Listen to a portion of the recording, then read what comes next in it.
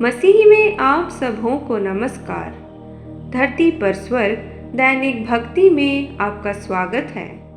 आज का दिन बुधवार 13 एलूल अगस्त 26। धार्मिकता परमेश्वर पर निर्भर करती है, स्वयं पर नहीं।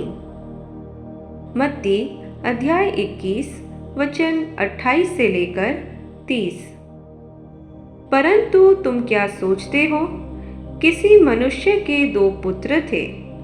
उसने पहिलौठे के पास जाकर कहा, हे पुत्र, आज मेरी दाख की बारी में काम कर। उसने उत्तर दिया, मैं नहीं जाऊंगा, परंतु बाद में पछताकर चला गया।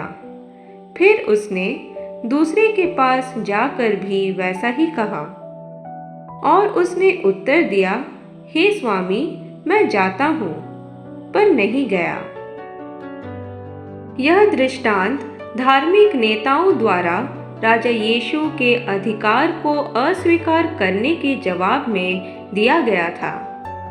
इस दृष्टांत के माध्यम से राजा यीशु दर्शाते हैं कि यहूदियों द्वारा परमेश्वर के पुत्र को अस्वीकार करने के कारण परमेश्वर ने उन्हें अस्वीकार कर दिया। यीशु मसीह यह दिखा रहे हैं कि जो परमेश्वर की इच्छा पूरी करते हैं, वास्तव में वही परमेश्वर के अधिकार से संपन्न हैं।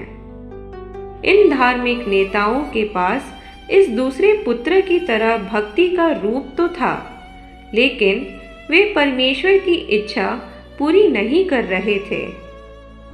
चुंगी लेने वाले और वेश्याओं में भक्ति का कोई ऊपरी रूप नहीं था, लेकिन जब यूहन्ना के उपदेश से रूबरू हुए तो उनमें से कईयों ने मन फिराया और कहानी के पहले पुत्र की तरह परमेश्वर की इच्छा पूरी करने लगे।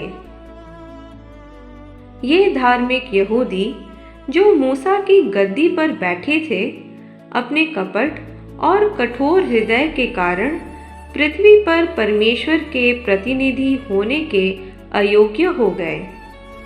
यहाँ तक कि चुंगी लेने वाले और वेश्याओं, जिन्होंने यूहन्ना के उपदेश पर मन फिराया, उनसे आगे थे।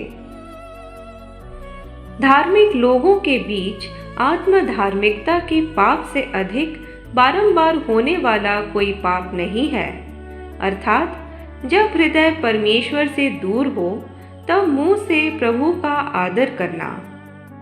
ये पापी अत्यंत धार्मिक यहूदियों से पहले परमेश्वर के राज्य में प्रवेश कर रहे थे, क्योंकि वे जानते थे कि वे पापी हैं और उन्होंने एक उद्धारकर्ता में अपना विश्वास रखा।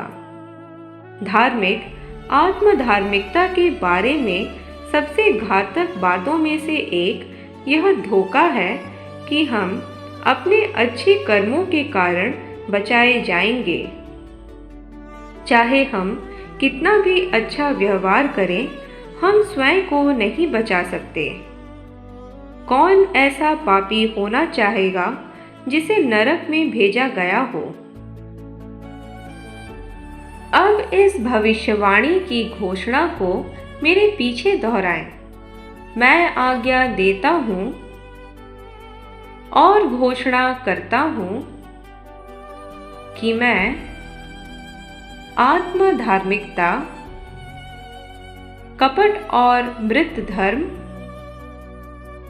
के धोखाधड़ी वाले जाल से मुक्त हूं। मैं केवल अपने होठों से परमेश्वर का आदर करने से कभी संतुष्ट नहीं होऊंगा, जबकि मेरा हृदय उनसे दूर हो। भक्ति का हर वह रूप जिसमें सच्चे आत्मिक सामर्थ्य की कमी है, आज मेरे जीवन से टूट गया है। मैं मानव निर्मित धार्मिक प्रणालियों से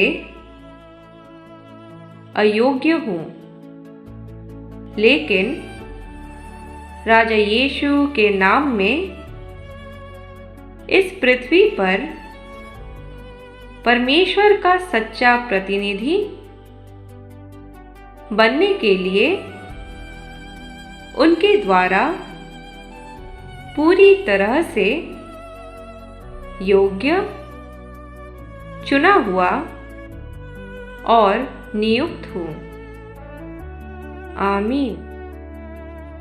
आगे के अध्ययन के लिए आप पढ़ सकते हैं यशाया अध्याय 29 वचन 13, रोमियो अध्याय 10 वचन 2 से लेकर 4। यदि आप 365 दिवसीय बाइबल पठन चुनौती में भाग ले रहे हैं तो आज के लिए आपका पाठ है यशाया अध्याय 15 से लेकर 17।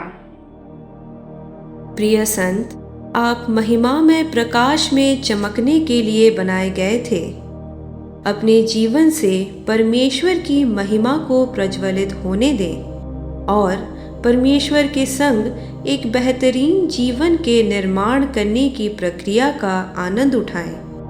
आज राजा यीशु के नाम में आप पर बोले गए भविष्यवाणी की बातें आपको हिम्मत दें और मजबूत करती रहे। आमीन। कल तक के लिए हियाब बांधे रहें। Shalom shalom.